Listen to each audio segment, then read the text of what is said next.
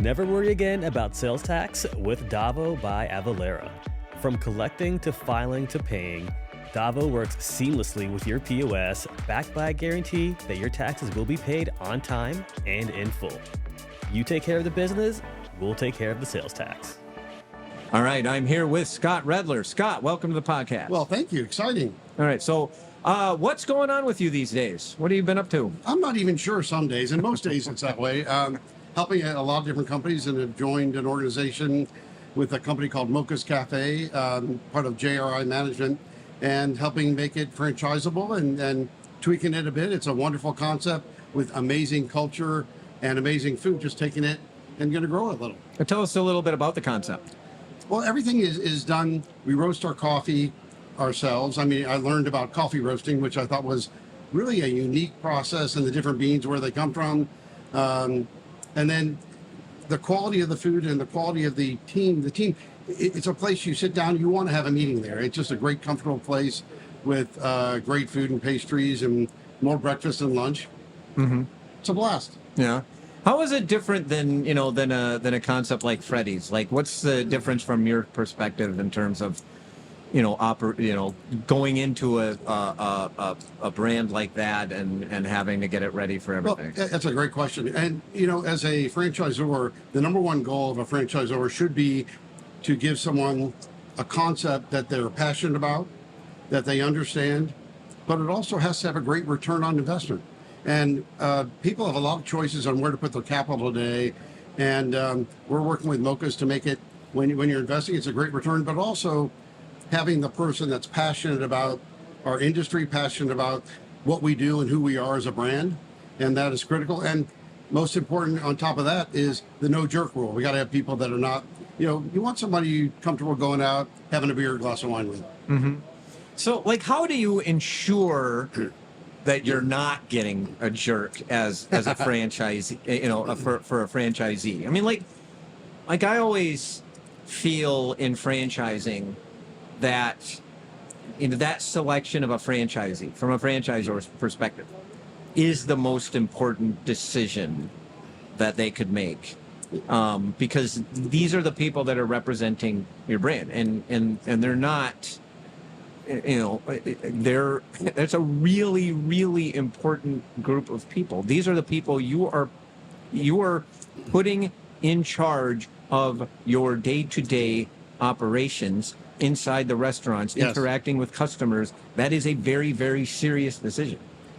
As a franchisor, we're there to secure the brand. It has to be right. And it was interesting. I spoke to our first Freddy's franchisee, Ron, had me speak to his group. He's got 34 Freddy's now. And he told the story, which I forgot, of when we first met. And we drove to another restaurant that he used to run. And we went in there, and I walked right in the kitchen. I guess I forgot I did that, but I did that. And, was it clean? Was it organized? Was food labeled? How was the attitude of the team? Was the culture there? Were people going, oh, good, Ron's here? Or, hey, Ron, great to see you. And that is so critical today. We have to have those components, and you can't miss on those. Look, anybody can find an area. Anybody can raise money. Money's easy. Finding someone who really does it the right way, that's the element that we have to focus on. Well, money is easy. That's first time I think that I've ever heard that. Well, money's easy when someone thinks they're getting a good return on investment. Right. Other than that, not quite so easy. Right. Well, the return on investment is also, from a franchisor's perspective, is also really important. I mean, always, I always think that a franchisor should think of, that return on investment for franchisees the same way that they would think about it if they themselves were opening a restaurant. The better the return on investment, long term, that is what is going to fuel your growth, period. And whether it's franchisee operating or whether it's corporate. You're 100% correct, and you can't forget that element. But it is an element that has to be there first. You can't go anywhere. You can have great food, great team, great culture, but profitability and return have to be there. And then when you're able to get someone who has the money, has the territory, has the operational expertise or the ability to hire it, and then wait a minute, I'm putting in X dollars and I can make X dollars back. I'm going to play.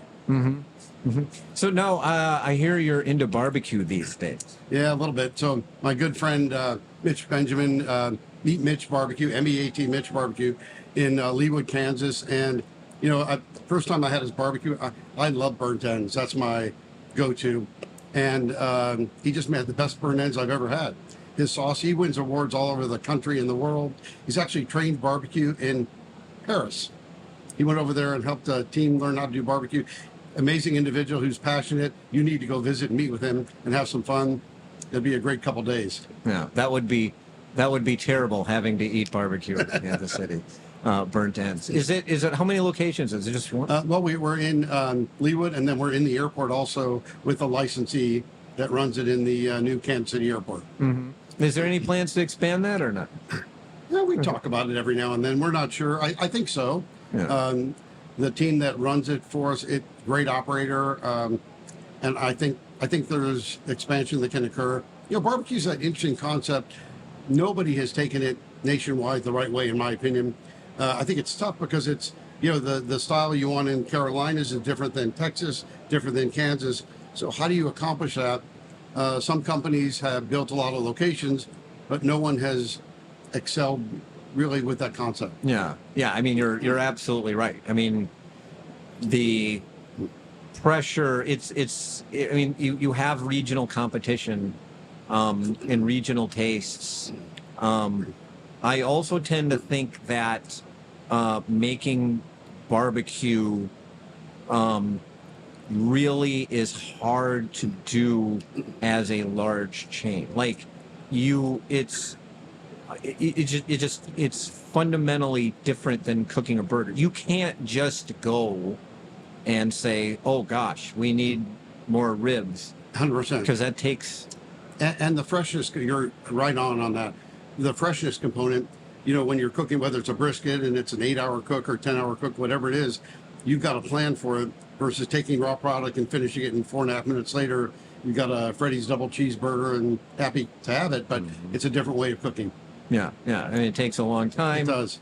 I mean, in the best ones, it's just really challenging, and then you got the regional stuff and things like that. So, yeah, I mean, barbecue. We've never really had a real large scale barbecue chain that didn't eventually struggle for whatever and reason. Shut down and slow down and agree, but let's all just go to Kansas City and have wonderful barbecue. Yeah. I mean, I've been to Kansas City a few times. I've been to a number of the different places. Casey Joe's is phenomenal. It's just absolutely one of my favorite places to go down and get a really good, burnt ends or a really good. I mean, the burnt ends down there. It's incredible. Well, I like to go to some of the bigger players, and then you go to all the little joints and just try stuff. And you got to be a pro, or you eat too much at the first one, and then you're done 12 minutes later. But knowing you're going to go 5, 6, 7 restaurants in a night and just order stuff and take 2 bites and have the best breakfast you've had the next day with leftovers. Yeah. But it is just fun to see the different styles and ethnicities, different processes, and from the gates and all the different concepts. It's great. Mm-hmm. So now you just completed your term as chairman of the National Restaurant Association, yeah? Loved it. Yeah. What do you think what do you think are the biggest challenges the industry is facing today? So the obvious ones are obviously, food costs and labor costs today are challenging. So what can we really impact? And Sean Kennedy and team do an amazing job with advocacy and going to our government, congressmen, senators, local, to really get fair and reasonable. And there's a lot of things going on in different parts of the country. Tip credit's one of them. And where it's gone into play, it hasn't worked, and they're getting a lot of pushback on it. So what we need as an industry is just a fair and reasonable approach to things. And we don't always get that.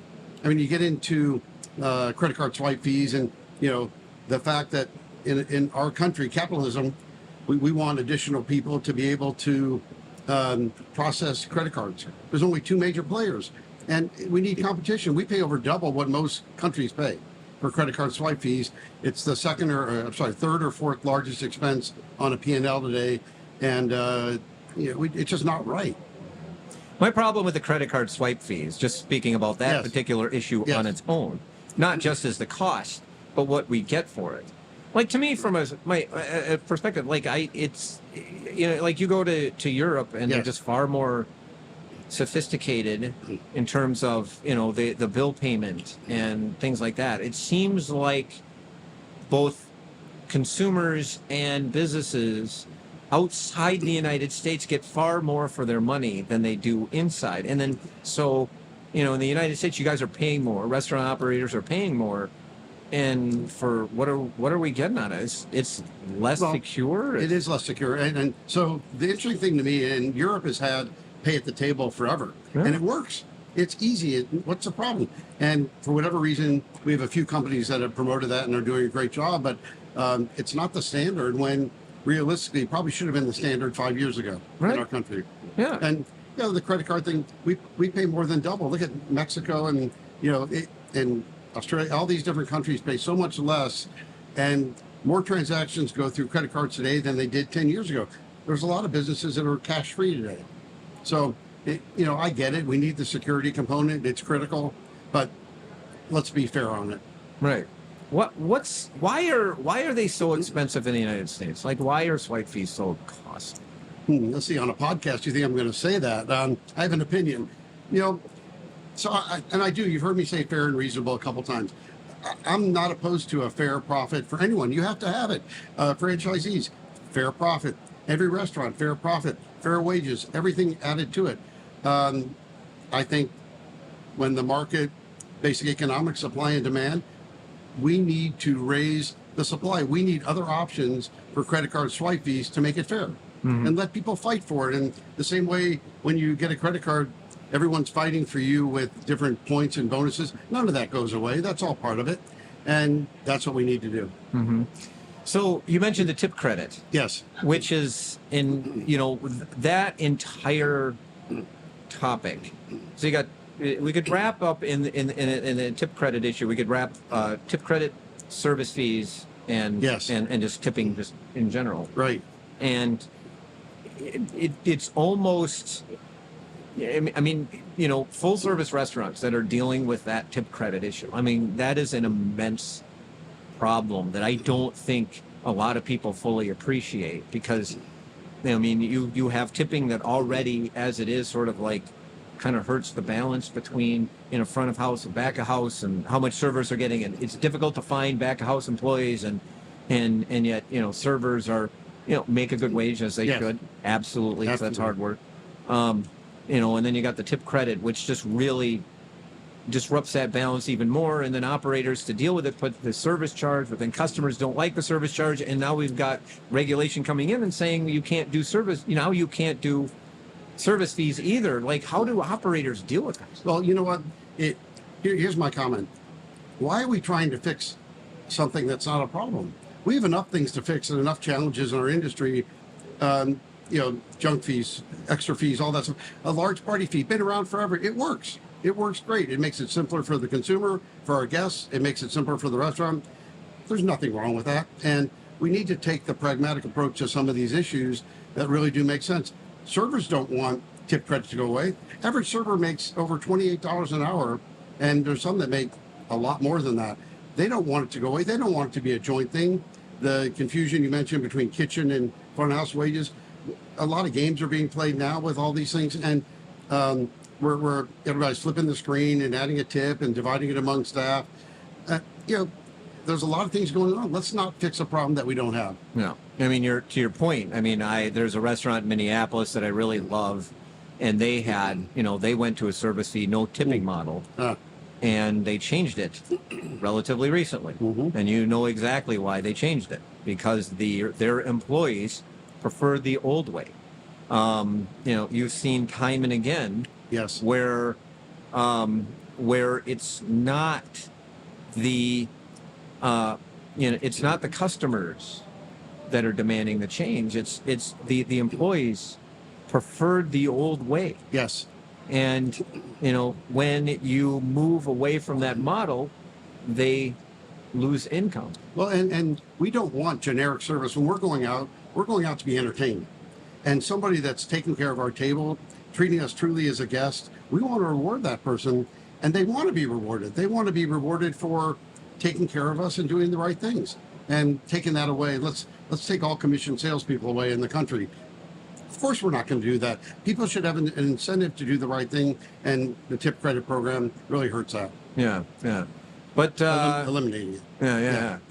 But it's not just now. These days, the issue isn't just, the regulatory issue is hitting in a number of other different places as well, notably California with their fast food wage, fast food chain wage. Yes. And really disruptive. Everything that I've heard out of there is it's just been very, very disruptive to operations. I mean, we still got a ways to figure out how that's going. Or is there a legitimate fear that could spread to other states, or do we think that's still going to be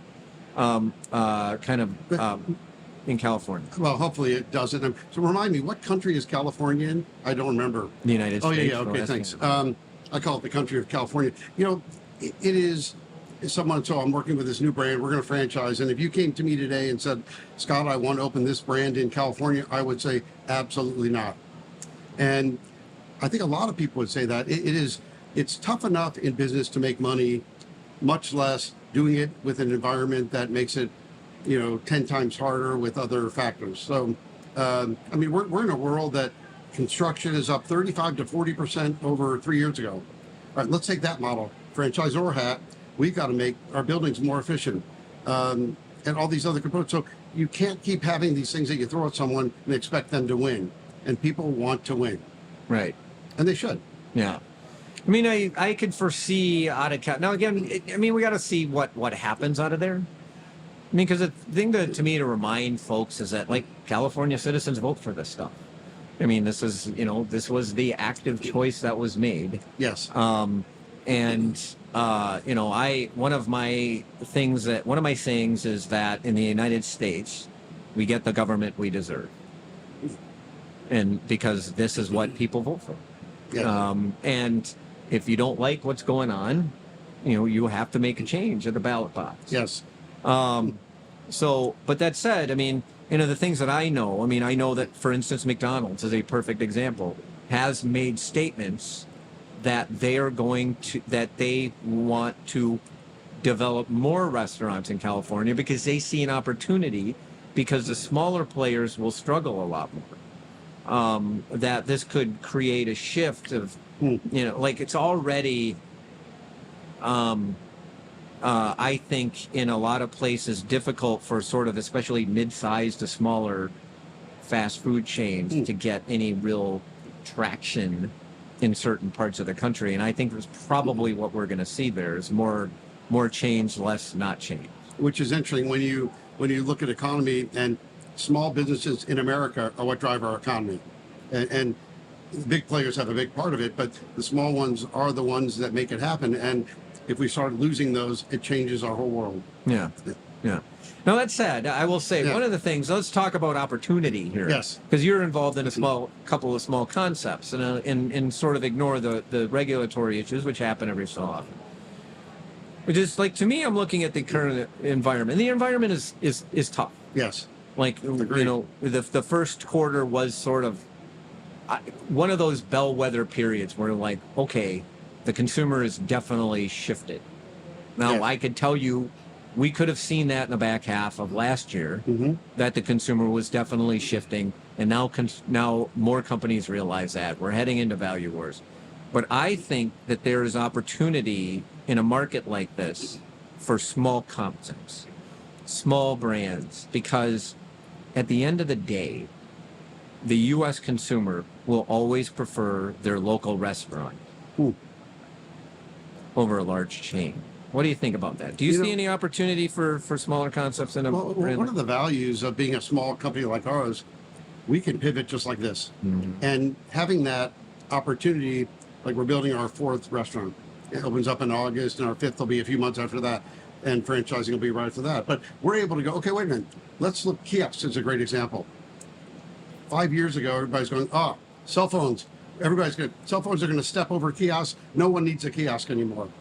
Walk around the show today. How many do you see? They're back. And today we need to have the value. We need to have labor efficiency.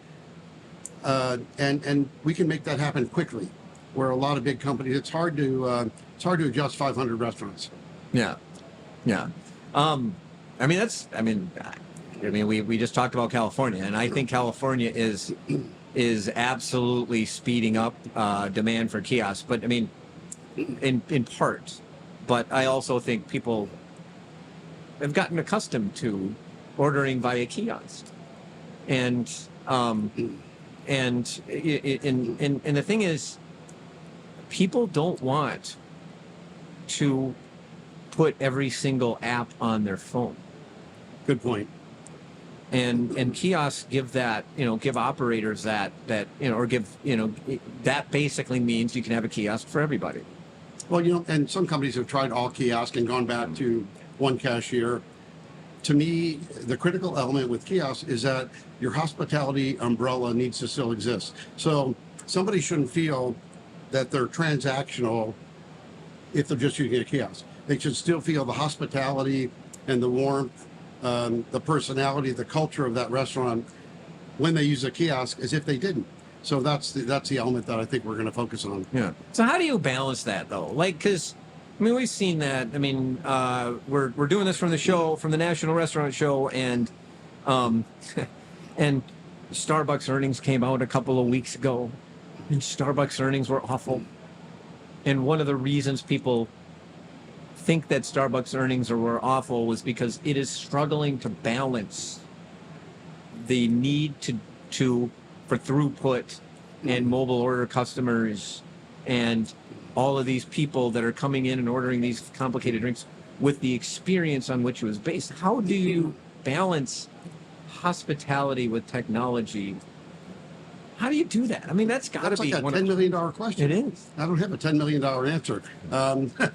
What I do know is that we need to be students every day, and we need to watch our guests, watch what happens, stand back and just watch them going through the drive-thru, watch them interacting with the kiosk, watching in our dining rooms, and say, okay, this is going to work long-term, or it's not going to work long-term, and adjust as needed. But we have to be a student every day. It's changing. You brought up value a second ago, and I laugh at that one because 2 years ago, we could have tripled the prices on everything. I'm exaggerating. But the consumer, our guests they were in a funk, as everybody was. And today, the value component is so critical, we have to be smarter than we've ever been before. Mm-hmm. All right. Ribs or brisket? Oh, I'm going burnt ends first, but I'm going brisket right after that.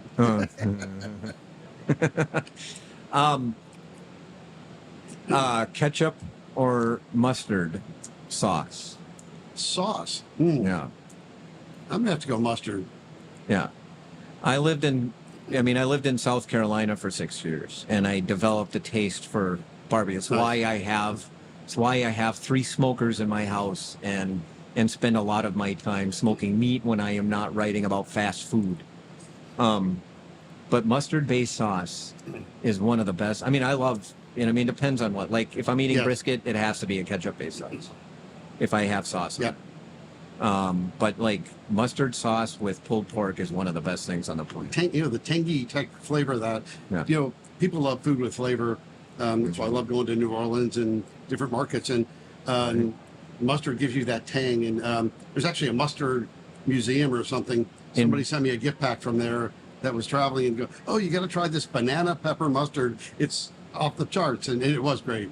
Yes, it is in rural Wisconsin, the Mustard Museum. I can't remember the name of the town, but it's relatively close to Madison. Yes. And it's a mustard museum. It is just a retail with any kind of mustard imaginable. I drove there with a friend. So when I lived in southeastern Minnesota, and I drove there with a buddy of mine, and he said, "Hey, you wanna go to the Mustard Museum?" I'm like, "What?" Nice. And so we drove like 3.5 hours to go to this mustard museum, and it was just this, so it's one of those kitschy places in the United States. It's funny, you talk about craveable. My first day at the show, I go one place every time, I go straight to Vienna beef. I get a Chicago dog, and I'm happy for the show. Oh yeah. And sometimes I do it 2 days. It's just that craveable flavor, mustard only. They don't even know what the K word means over there. Hot dog with mustard. I will tell you, I didn't mean to, but I think a hot dog with mustard is maybe the best when you think about restaurants. If you think about preparing and enjoying a meal as a return on investment, Yes. because hot dogs are so easy to make, but the deliciousness is with just mustard. Yes. You don't need to fancy up a hot dog. Yep. You don't need to go any crazy. All you need is just a really nice bun, a really nice hot dog, and just some really nice quality mustard.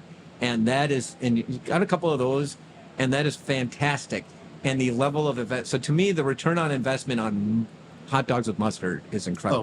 My wife and I were driving from Wichita to Kansas City, and we were almost there, and she goes, "I'm really hungry." I go, "What do you want?" She goes, "We stop at the Freddy's and get a hot dog." And that was it was great, but we go, "All right, I'll have one too." But that craveable flavor, that's what we all work for. Every restaurant company in America works for craveable. Right. Excellent. This is the best podcast episode I've ever recorded because we ended up talking about mustard and hot dogs. Scott, this was great. I really appreciate you joining me on the podcast. Let's go jump on a plane. Let's go to Kansas City and go to about 10 barbecue restaurants. I'm in. All right. All right. Never worry again about sales tax with Davo by Avalera. From collecting to filing to paying, Davo works seamlessly with your POS, backed by a guarantee that your taxes will be paid on time and in full. You take care of the business, we'll take care of the sales tax.